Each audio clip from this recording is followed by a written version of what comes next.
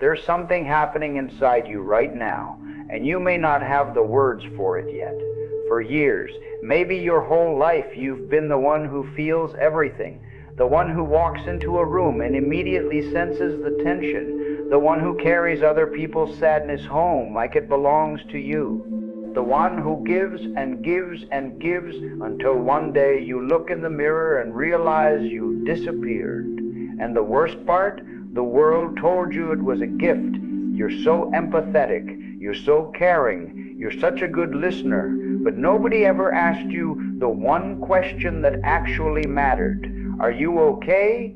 You smiled, you nodded, you kept absorbing, and slowly, quietly, something inside you started to collapse, not all at once, not dramatically, just a slow fading, like a candle burning in a room with no air.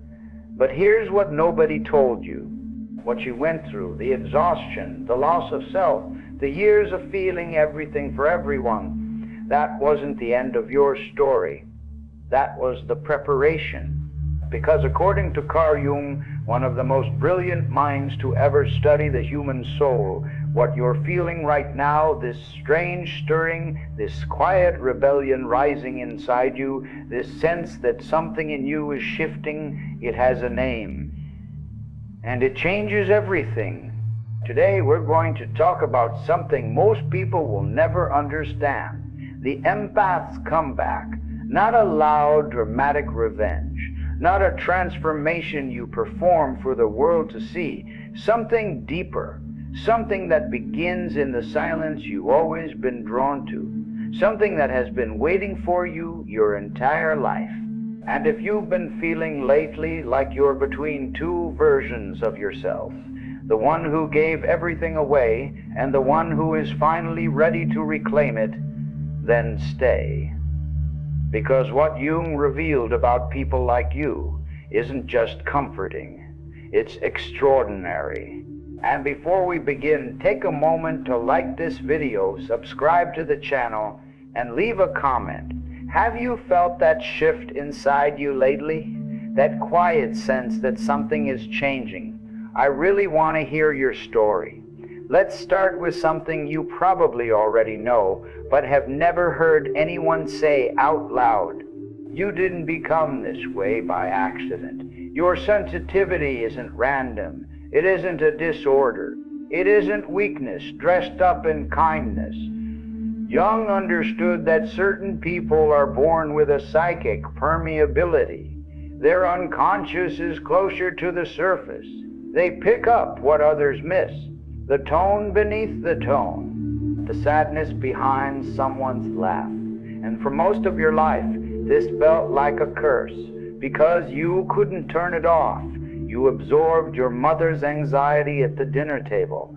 You felt your friend's heart break as if it were your own. You walked through crowds and came home feeling like you'd been in a war. But here is where it turns. Jung said that this same sensitivity, this same depth of feeling, is the very thing that makes transformation possible. The people who feel the most are the people who are closest to their own unconscious. And the unconscious is where all healing begins. So no, you were never too much. You were simply too close to the truth for a world that prefers the surface. Now here's where it gets uncomfortable. Because your empathy didn't just make you sensitive, it made you invisible. Think about it. How many years did you spend becoming what other people needed? You learned early that when you took care of everyone else's emotions, you were loved. When you absorbed the pain in the room, things got calmer. You became the peacekeeper, the healer, the emotional sponge. And somewhere in that process, you built what Jung called the persona. Your persona wasn't a lie. It was a survival strategy. A mask shaped perfectly to keep the peace. But the cost was devastating. Because every time you wore that mask, every time you said yes when your body screamed no, every time you smiled through your own exhaustion, you pushed your true self further into the dark. Jung called that dark place the shadow. And your shadow has been collecting everything you abandoned, your anger, your boundaries, your voice, your right to say, that's enough. Have you ever noticed that strange guilt you feel when you try to put yourself first? That heaviness in your chest when you cancel plans or say no? That's the persona pulling you back. It whispers, you're being selfish, you're being cold, people need you. But underneath that voice there is another one, quieter, deeper. And it says, come home to yourself. That deeper voice is what Jung would call the self. Not the self you perform for others. The self with a capital S. The core of who you actually are, beneath every role, every expectation, every version of you that was shaped by someone else's needs. And here is the turning point. The moment you start listening to that voice is the moment your comeback begins. Not a comeback the world will notice right away. Not fireworks and applause. Something more like a sunrise. Slow, inevitable, quiet, and absolutely unstoppable. Jung called this process individuation. It's the journey of becoming whole, of integrating everything you've hidden, everything you suppressed, everything the world told you was too much. And for empaths, this process has a particular flavor, because you don't just have to reclaim the parts of yourself you buried. You have to learn for the first time which feelings are actually yours. Think about that for a moment. How much of what you carry belongs to you? And how much did you pick up from someone else's pain, someone else's expectations, someone else's unlived life? Individuation for the empath means learning to separate your own signal from the noise. It means sitting in silence and asking, what do I actually feel right now? Not what does the room feel, not what does the other person need me to feel, but what is mine? And when you finally hear the answer, something extraordinary happens. You start to come back, piece by piece, like a mosaic that was scattered across other people's floors, and now, finally, the pieces are returning to where they belong. But this is important. The comeback doesn't look like hardness. It doesn't look like hardness. It doesn't look like shutting people out or building walls so thick that nothing gets through. That's not strength. That's just a new mask. The real comeback looks like this. You still feel deeply. You still notice the pain in the room. But now you can witness it without drowning in it. You can hold space for someone without losing yourself.